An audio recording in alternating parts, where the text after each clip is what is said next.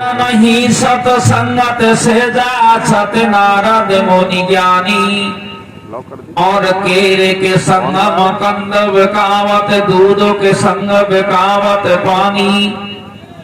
शेर के संग में श्यार आनंदित पंडित के संग मूर्ख ज्ञानी। और गेहूं कहे सुन रे बथुआ सतसंगत से तुम लागत पानी। भैया समय समय की बात है,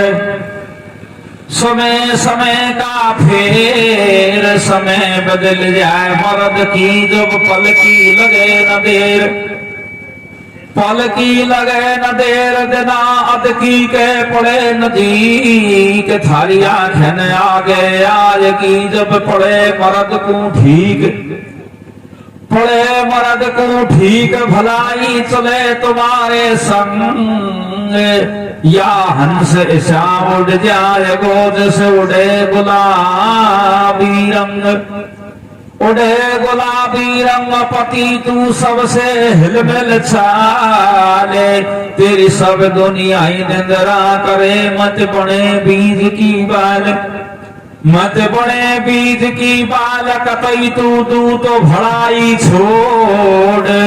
और पटक पाप को चादर हो तो ये धर्म की चादर ओढ़। तो प्रिय सत्संग प्रेमियों, मैं आपको एक छोटा सा प्रसंग सुनाता हूं। प्रसंग इस तरीका का है कि एक बार इंद्र के 8 वसु घूमते घूमते मृतलोक में आ जाते हैं। और मृतलोक में आकर के गुरु वशिष्ठ के आश्रम पे पहुंच जाते हैं। जाकर के उनके आश्रम में जो कामधेनु गाय की पुत्री नंदिनी वो बंधी हुई थी उसका अपहरण कर लेते हैं, उसको चुरा लेते हैं। इधर को वशिष्ठ ऋषि भक्ति में विराजमान था, लीन था, भक्ति में बैठा हुआ था, भक्ति कर रहा था, दोनों नेत्र बंद थे। कछु देर के बाद में वशिष्ठ ऋषि महाराज की भक्ति समापन होती है। अपने आसन से खड़ा होता है और अपनी कुटिया पे देखता है तो कुटिया पे गाय नहीं मिलती है। जब कामधेनु गाय नहीं मिलती है तो ऋषि योग दृष्टि से तपोबल से देखता है, अपनी दिव्य दृष्टि से देखता है तो इंद्र के वसु उनको चोरी करते और कहां ले गए ये सारी बात का मालूम चल जाता है। तो अब वशिष्ठ ऋषि क्या करता है कि अपने कमंडल से जल लेता है और अपनी अंजलि में जल लेकर के मंत्रों का उच्चारण करके मंत्रों को अभिमंत्र करके और श्राप दे देता है कि जाओ इंद्र के वसुओं, तुम तुम्हारी इच्छा से तीनों लोकों में घूमते हैं, लेकिन मैं आज श्राप देता हूं कि एक समय ऐसा आएगा कि आपको मृतलोक में आकर के मनुष्य के रूप में जीवन जीना पड़ेगा और आप देवतान के वसु नहीं रहोगे। तो अब श्राप को सुन करके इंद्र के 8 वसु घबरा जाते हैं, इंद्रलोक में चले जाते हैं। इंद्र से कहते हैं कि महाराज हमें श्राप मिल चुका है। इंद्र कहता है कि वशिष्ठ ऋषि का श्राप है, वो साक्षात ब्रह्मदेव का पुत्र है, मानस पुत्र है, उसका श्राप मिथ्या नहीं जाएगा, इसमें मैं कुछ नहीं कर सकता। तो देखो सारे देवता इनके पास में जाते हैं, सारे देवता मना कर देते हैं, कोई सा भी हिमायती नहीं बढ़ता है। नारद के पास में चले जाते हैं, नारद भी मना कर देता है। इधर को माँ गंगा की शरण में चले जाते हैं तो माँ गंगा कहती है कि चिंता करने की कोई बात नहीं है, तुम्हें श्राप मिला है और मृतलोक में अवश्य जन्म तो लेना पड़ेगा। ये श्राप को तो मैं भी झूठा नहीं कर सकती, लेकिन मैं समय आने पर राजा शांतनु के साथ में शादी करवाऊंगी, क्योंकि मुझे भी ब्रह्मा जी ने श्राप दिया है कि तुझे भी मृतलोक में जाना है, राजा शांतनु से शादी करनी है। तो जब मैं राजा शांतनु से शादी करूं तो 6 महीने के बाद में आकर के मेरे उदर में मेरे पेट में एक वसु आकर के जन्म लेना। मैं आपको 9 महीने का ही कष्ट भोगने दूंगी और जन्म दे करके गंगा नदी में बहा करके वापस तुम्हारी सदोगति कर दूंगी, बहा करके तुझे मुक्ति का दान, तुम्हें सारी बात की समस्या नहीं भोगनी पड़ेगी। क्यों? ये डिसीजन भी मैं इस कारण से निकाल रही हूँ कि ऋषि ने ये कहा है कि जन्म लेना पड़ेगा, ये नहीं कहा है कि पूरी जिंदगी भर रहना पड़ेगा। और 7 वसु को तो मैं जन्म दूंगी, लेकिन जो 8वां वसु है उसको भी मैं जन्म दूंगी, लेकिन जन्मते ही गंगा नदी में बहाकर खत्म नहीं करूंगी, क्योंकि वो मेन चोर है। जिसने गाय को खूंटा के से चुराया है उसको तो पूरी जिंदगी भर मृतलोक में रहना पड़ेगा, पूरी जिंदगी मृतलोक में काटनी पड़ेगी। इतनी बात को सुन करके 8 वसु इंद्रलोक को चले जाते हैं और इधर को समय आ जाता है। राजा शांतनु एक दिन शिकार खेलने के लिए चला जाता है। शिकार खेलता खेलता गंगा के घाट पे पहुंच जाता है। गंगा के घाट पे जाकर के पानी पी के प्रसन्न होता है, घूमता है, गंगा को देखता है, निहारता है। उसी टाइम पे गंगा मन में विचार करती है कि ये शुभ अवसर आ चुका है, ब्रह्मा जी का श्राप का टाइम भी आ चुका है, और वो स्त्री का रूप बना के जल में ठाड़ी हो जाती है और राजा शांतनु की तरफ बढ़ने लग जाती है। तो राजा शांतनु को श्राप का पता नहीं था, क्योंकि वो मृतलोक का प्राणी होने के काजे भूल चुका था और गंगा को सारी बात याद थी। तो देखो शादी की बात किस तरीका से चलती है और माँ गंगा 8 वसुओं को जन्म देकर के गंगा नदी में किस तरीका से बहाती है। ये प्रसंग आप यहाँ से श्रद्धा के माध्यम से सुनेंगे। कैसे प्रसंग चालू होता है सजनों?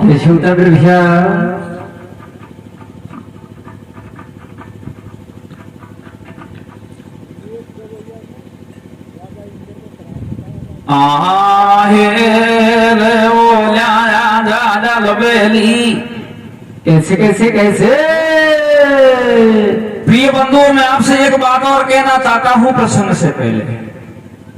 कि क्योंकि 4 कल्प हैं, 4 युग हैं और एक एक युग की अलग अलग अवधि है। लंकापति रावण को एक कल्प के वृतांत में तो प्रताप भानु को लंकापति रावण बताते हैं, और एक कल्प में जय और विजय विष्णु के द्वारपालों को बता देते हैं। एक कल्प में जो हिरण्याकश्यप और हिरण्याक्ष थे उनको बता देते हैं, और एक कल्प में शिशुपाल को भी बता देते हैं। सजनों, अलग अलग कल्प में अलग अलग प्रसंग निकलता है। मैं प्रसंग गा रहा हूँ जिसमें वशिष्ठ ऋषि का श्राप है, और आप ये सोच रहे हैं, एक बाबा बतला रहा है कि मैंने ऐसा सुना है कि एक एक जगह इंद्र का श्राप बताया है वसुन का। वो अगले कल्प की बात है। हर कल्प में अलग अलग तरीका का दृष्टांत हो जाता है। तो देखो सजनों, किस तरीका से प्रसंग चालू होता है। कैसे होता है?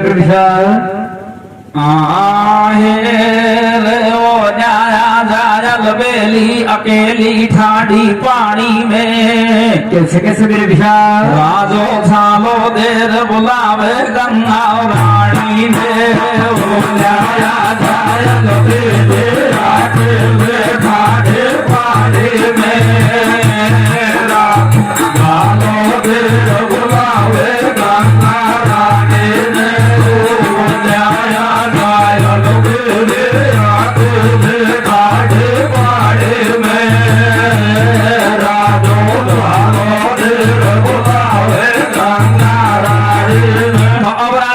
गंगा पे मोहित हो जाता है, झालो दे के बुलाता है गंगा और नजदीक आ जाती है। तो अब राजा शांतनु गंगा से किस तरीका से शादी की बात चालू करता है। इधर को गंगा समझ जाती है कि टाइम भी अच्छा है और राजा के ऊपर भी वो श्राप का चक्कर चढ़ चुका है जी, मेरे से शादी की बात करने के लिए तैयार हो रहा है। तो देखो किस तरीका से प्रसंग चालू होता है सजनों। कैसे होता है? रे रे रे राजा खेलाना गायो से गारा भोगद बायो, कैसे ओ गंगा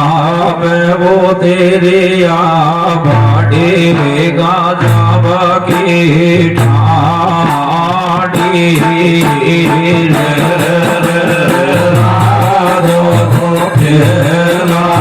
गायो से कार भोगद बायो, गंगा होते बड़ी गदा बड़ी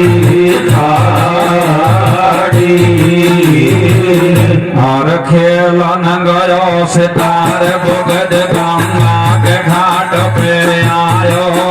और देख भूप गंगा का रूप को एकदम से घस खायो कैसे बढ़िया अरे गवा से बोलो वाणी मेरी बात सुनो महारानी कैसे बढ़िया अरे तू है कौन पुरुष की जाई कौन सो गाँव कहाँ से आई भैया बढ़िया अरे सही सही बात बता दे मोगू प्यारी नो को सुर में तो को कैसे बढ़िया अरे देखो गंगा को सिंगार राजा मन में करे विचार भैया बढ़िया और रेशम को लेना दुपट्टा बेकारो टिकी लगाई नीचे सुरमा है न्यारो कैसे बढ़िया और गोरा गोरा हाथ बाकी काई पूछो बात बाके मेहंदी तो रचे रही पावन की कैसे बढ़िया और भैया है न्याड़ी पड़ रही है जाड़ी अंगिया तो फेरी कटावन की कैसे बढ़िया हमारे सोले से मार नारन सोबद खाई तन की भैया बढ़िया और सोबद खाई तन की मोड़ा देख पीछे लाद कर नार हसारो मन की बढ़िया अरे राजा घर साकर में आयो बातो बड़े रूप समायो कैसे बढ़िया हरे बाकी पतली कमर बल खावे जन कोई नागे नसील है रावे कैसे बढ़िया हरे सुई सुपेट कतरनी सी पासू मोटे मोटे में ढलके रहे आंसू भैया बढ़िया हरे बाके दोनों ही ने कटीला देख मोहित होयो रसीला कैसे बढ़िया हरे बाकी छोड़ी चाटल लाड़ी जन चंदा में सुचीर निकाड़ी बढ़िया हरे बाके पतले पतले होठ नहीं है कोई बात को खोट कैसे बढ़िया हरे लंबी नाड़ खोपड़ी छोटी कैसे बढ़िया और खल्ला के सकन पे सोना के लटके लंबी छोटी कैसे बढ़िया और पतली पतन ठाडी बन की सिकावड़ी सारी मारी जोड़ी जैसे मोन पड़ोर गावड़ी भैया बढ़िया और वो मन उठे वो मन हटा दियो पल्लो साड़ी को कैसे बढ़िया और मोह तो भगमुनि राज रूप देखो नखरारी को रे ओ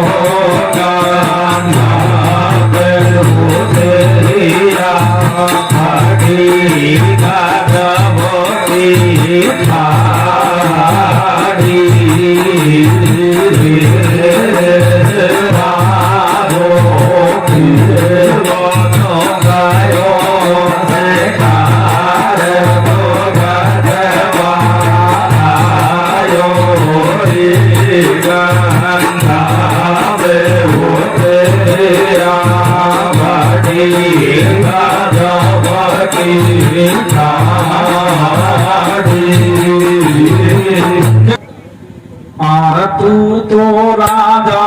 तना मुर्गो में तेला की जाई कैसे बढ़िया तू तो राजा तना मुर्गो में तेला की जाई कैसे बढ़िया दो दिन पीछे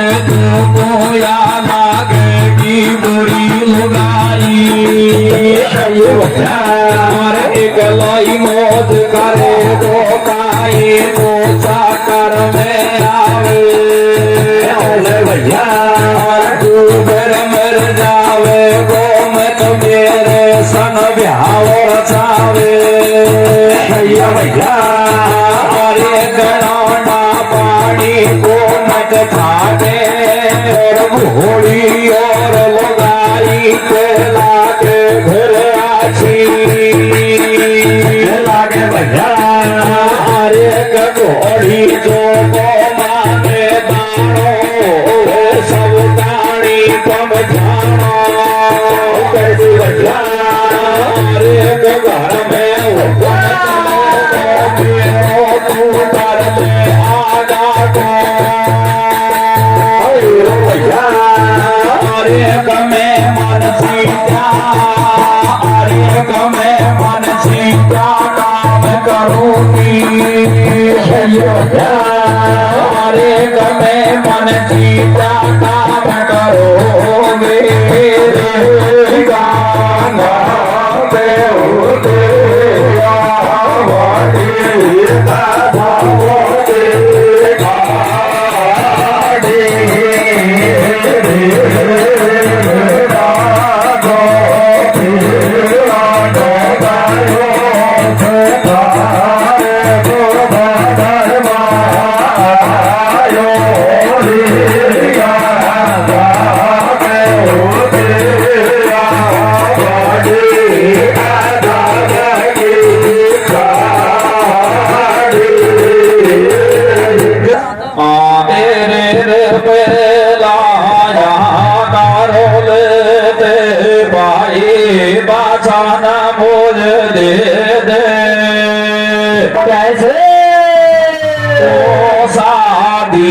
से वो पीछे मेरो का बाजा ले दो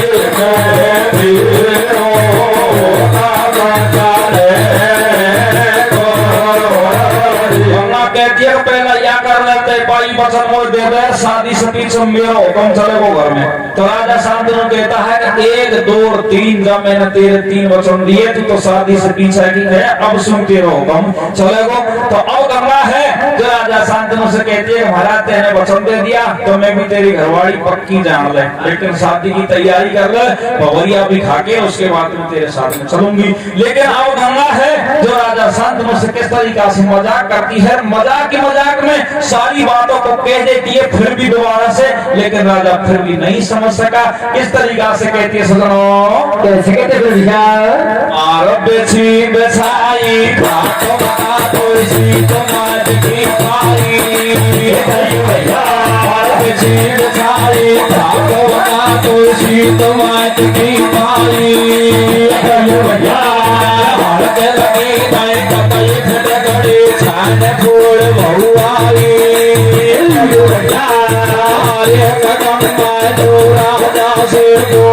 धीरे धीरे दिल की घंटी खोले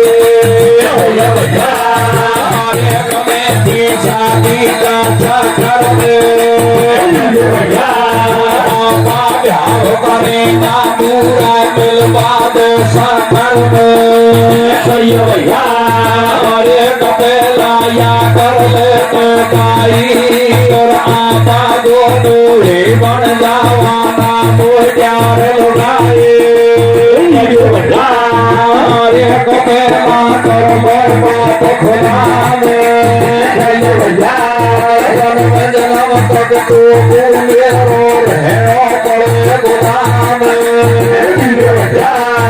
अरे कतो से तीन वचन भरवाओ जब मैं तेरे संग फेरा भैया अरे कसन में फेरा खावा क्या रे भैया मैं बढ़ जाऊं भारी काम की और तू मेरो भर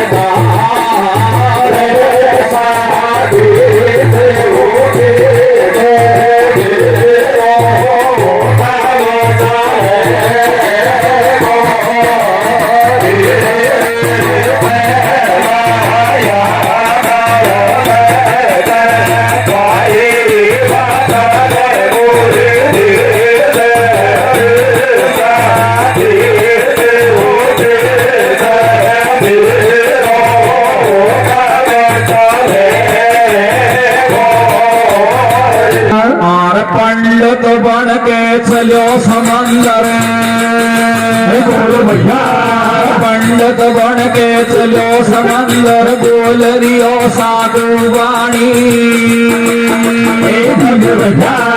पंडित बन के चलो समंदर बोल रियो साधु वाणी हाथ जोड़ी करवाई पीछे भावर बन के करवाए भैया तेरा हाथ गया माता कौन बड़ी बाकी बाई भैया मगन देव की बड़ो पिताजी कौन देव बड़ को भाई भैया पृथ्वी बाकी माता बन की गंगा राजा समुराई भैया बेटी तू सासरिया को आचारी हो खान सो राम राम बेटी को तेरा सासू ससुरा प्यार सो भैया हर भाई विदा चली जब वहां से खुशी बदन में छा रही है भैया आगे आगे धूप चले पीछा सुगंगा जा रही है भैया चबेल छटके चाल गेल में नागिन सी लहरा रही है धीरे धीरे चाल चले पगड़े में बेड़िया से छावे सारे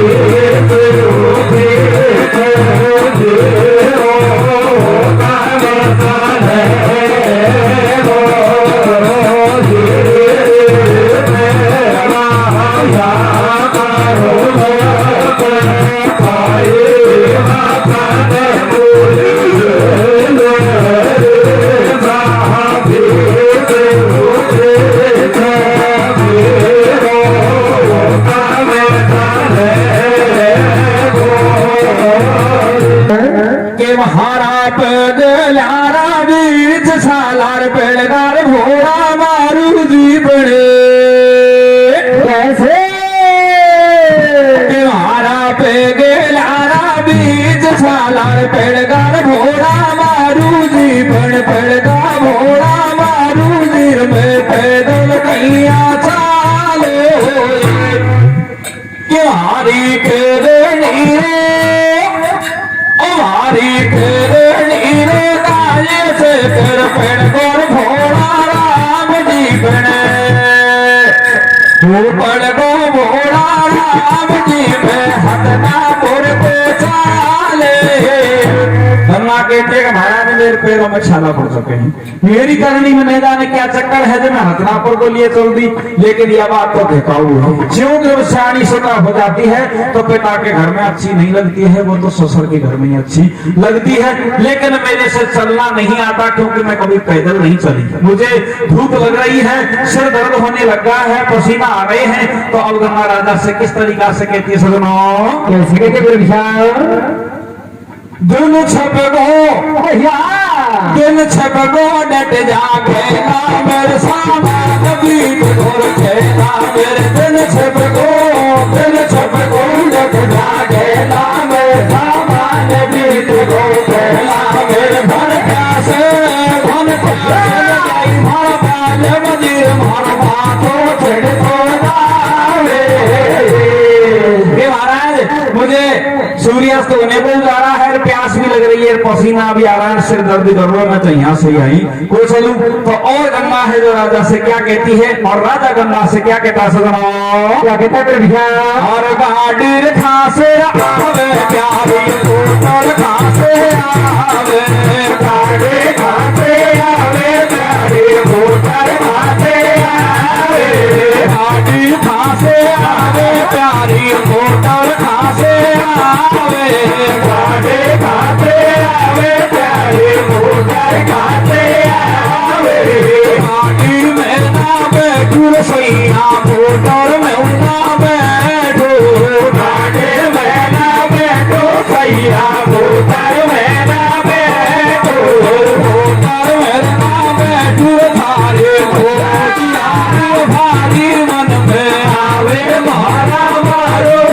फिर आवे मारा मारो जी में पैदल कैया चालो। महाराज गाड़ी घोड़ान की तो मैं ही को खेरी। राजा कहता है तो बोले किसकी खेरी है? बोले मैं तो तेरी गोदी पे तेरे कंधा बैठ कर बचाऊं। राजा खबर पागल होगी क्या अभी होती है? बोले महाराज न तो मैं पागल हुई और न होंगी पागल, तो तू है तो गंगा के घाट पर तेने जो पसंद दिया वो वचन को याद कर ले। अब राजा शांत में नीची गर्दन कर जाता है और गंगा है जो किस तरीका से राजा से कहती सजनाओ कैसे कहते बुढ़िया आगे मेरे तो मैया के हवेली हवेली में खेली भैया खेली रे माया का वो बीतन माया का वो बीतन पे डालो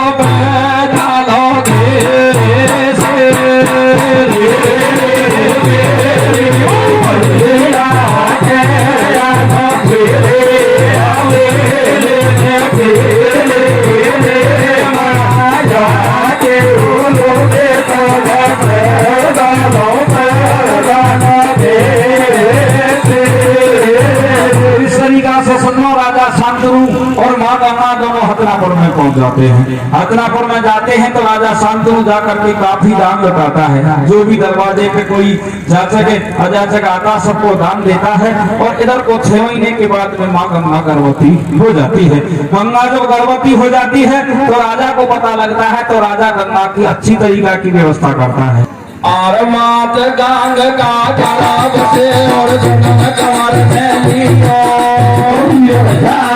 मात गांग का तालाब से और जन्म कमर में लियो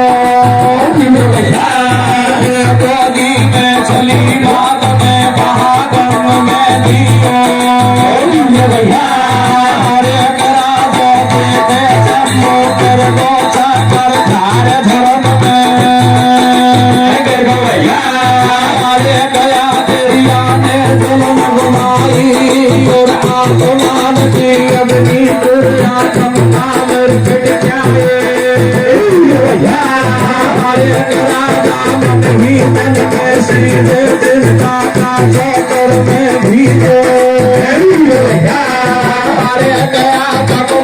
जगत के हसिया नारी ने तुमर कोई सांसी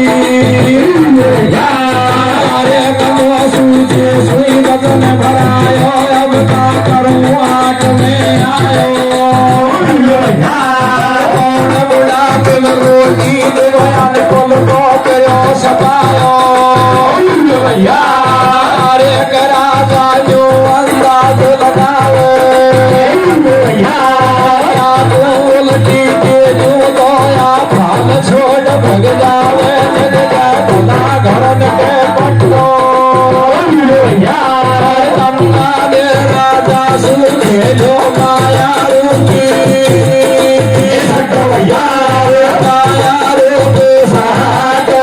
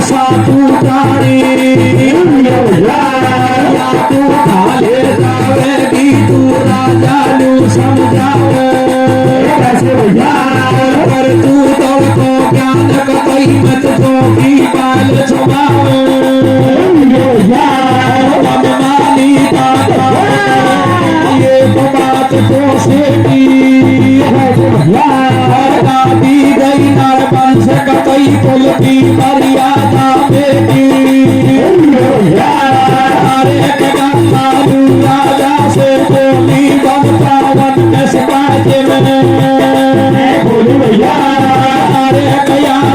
काला तो तेरा घेरो किया तेन सासुर में अरे कमे मेरा की हर पूजाओ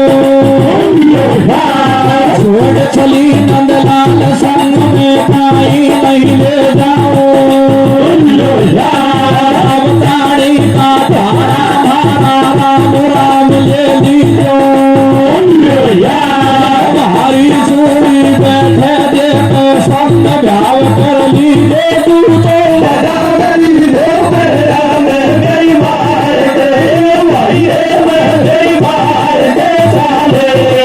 करे तो साधन पे चूड़ी दे चाली तू तो मजा मेरी हो परिणाम मेरी मार दे मेरी मार दे चाले जन्म पत्र ने लिया महल में राजा बोले बाणी और तेने पत्र करना में भेवा दिए सातू अरे अब याकू खा ले जावेगी तू राजा न्यू समझावे और कर तू तल को ज्ञान का पई में जोखी बाले मनमानी का काम करे पर एक बात को सेटी और गादी गई नरवंश का तई कुल की मर्यादा गंगा न्यू राजा से बोली अरे बन पावन की पाजेम खोली या ले बलम तेरो घेणो पिया को इन सासरे में अरे मैं मेरा पीहर को जाऊं और छोड़ चली नंदलाल संग में काई नहीं ले जाऊं अब तानी का थारा मारा राम राम ले लीजियो और या हमारी चूड़ी बैठे जे के संग भ्याव कर लीजियो तो मजा में रीजे परिणाम में मेरी मम्मी के चली जाऊंगी जल में जल मिल जाऊंगी राजा शांतनु मन में विचार करता है कि सच्चे दिल से आप भी छाती ने पादर सोचो कि किसी भाई के साथ में अगर सच्चे दिल की दोस्ती हो जाए तो भाई को तोड़ी जाए जे में 8-8 सेट होगा राजा किस तरीका से छोड़ता है लेकिन राजा छोड़ने की बात करता है तो पुत्र बच सकता है और छोड़ने की बात नहीं करता है तो वो गंगा नदी में बहाने के लिए ले जाती है राजा चक्कर में पड़ जाता है कह देता है कि तू जा और ये पुत्र को पटक के वापस आ जा मेरे से रोटी भी नहीं होगी तो अब गंगा लेके चलती है तो फिर राजा बीच में खड़ा हो जाता है कि तू चली जा लेकिन मेरे पुत्र को मत दे इस तरीका से वो चक्कर में पड़ जाता है गंगा कहती है महाराज मेरे पास में जल्दी टाइम नहीं है इतना तू जल्दी डिसीजन कर ले तो अब राजा ये डिसीजन पे पहुंचता है कि तू कहीं भी चले जा लेकिन मेरे पुत्र को तो छोड़ के जा मेरे पुत्र को नहीं ले जाएगी तो देखो सजना अब गंगा चलने के लिए तैयार होती है तो राजा किस तरीका से गंगा से कहता है और क्या प्रसंग आगे बढ़ता है सजना क्या बढ़ता है भैया वो गंगा रानी सुन सपना की बात वो गंगा प्यारी सुन सपना की बात रात में तू सुन सपना की बात रात में कोई थोड़े सपना की बात रात में कोई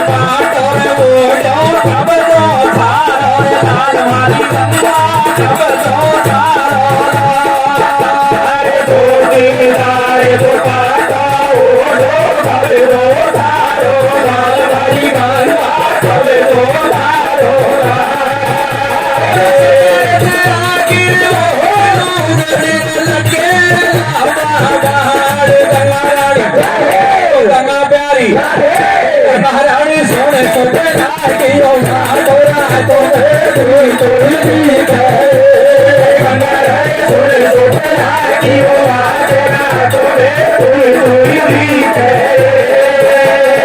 ऊंची ऊंची